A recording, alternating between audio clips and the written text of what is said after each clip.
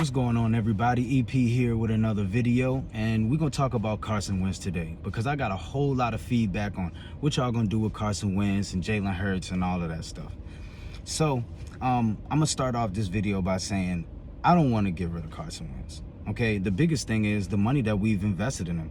What billionaire or millionaire or anybody wants to invest guaranteed money into something and get rid of it? It just doesn't make sense. So we've got 33.8 million invested still that's already paid if we trade Carson Wentz. If we were to release him, it would be like 59 or 60 million. That's crazy. So why disrupt that? I mean, this is the first year that contract actually comes into effect. So why not give the man a chance? Okay? But let's go through his timeline. Okay? Carson Wentz came into the league in 2016. All right, he goes 7-9, and that's after, he breaks his ribs in the first preseason game. And then, a week before the season, we trade Sam Bradford, who was supposed to be our starting quarterback. We trade him to Minnesota. So now Carson Wentz is thrown into the fire. He goes 7-9, okay? Then the next year, we give him some help. We go ahead and we sign Alshon Jeffrey from Chicago. We sign Torrey Smith from Baltimore. And there you go. You got you a nice little receiving core. We also bring in LeGarrette Blount, and we end up bringing in Jay Ajayi to give us a run game, which became the #1 run game that season behind that offensive line. So everything was looking good. And then, not to mention, we did have Nelson. Nelson, he played pretty well that year.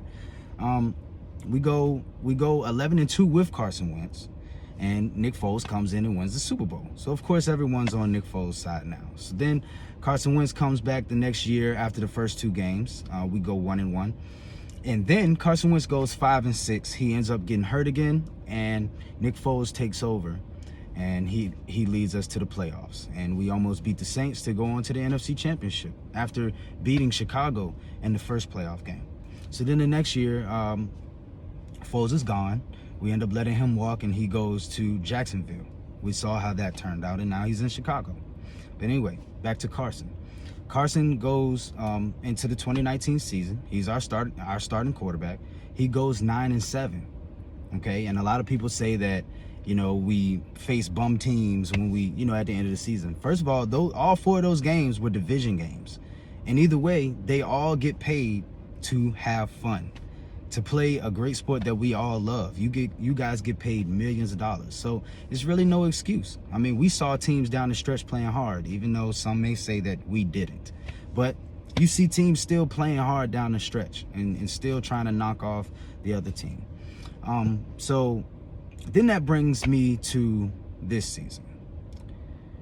Carson goes 3-8-1. Everyone knows that that's terrible. But in his defense, okay, and this is just me looking as a fan because I want the team to succeed. I don't think that we've done everything that we are supposed to do to help him. I mean, it's as simple as that. I mean, Aaron Rodgers has Devontae Adams. Josh Allen, they went and got Stephon Diggs for him. And then for Kyler Murray, they went and got D-Hop.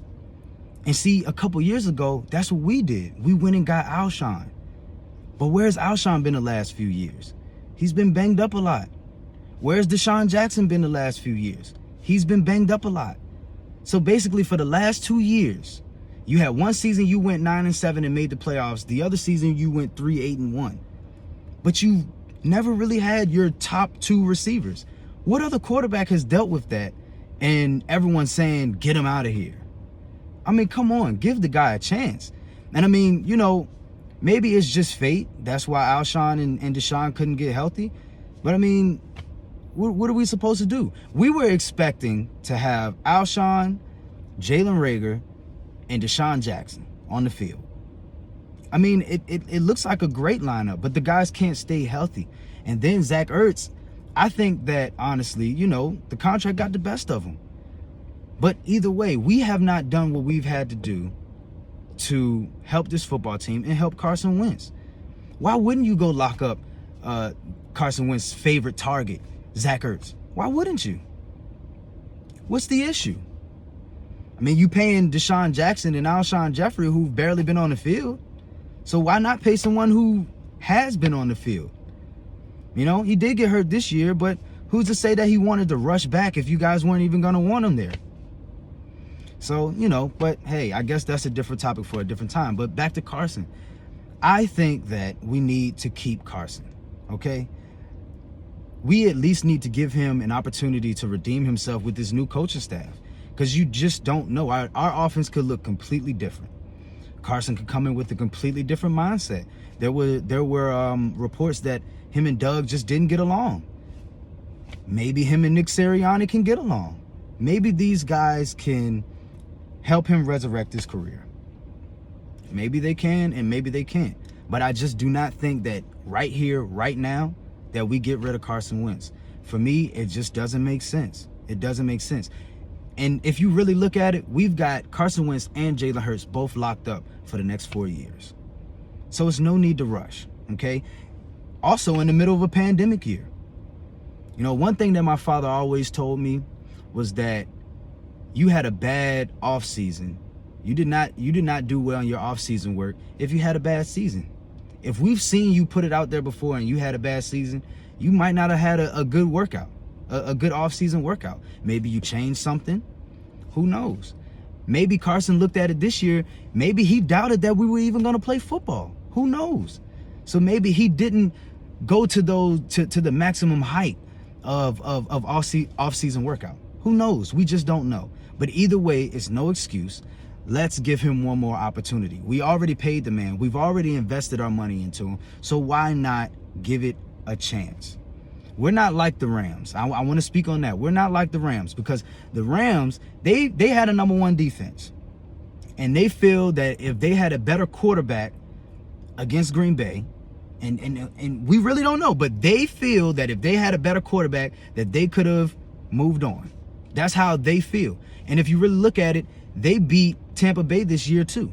So maybe they're feeling like, okay, we might have been able to get Green Bay. We might have been able to get Tampa Bay.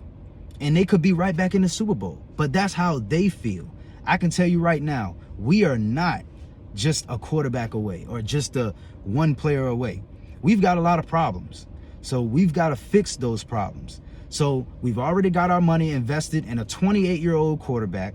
Let's stick with him and let's see what happens. Because we've seen it happen before. We've seen him be gutsy. We've seen him behind the bar and have to win four straight games to get into the playoff. We've seen it.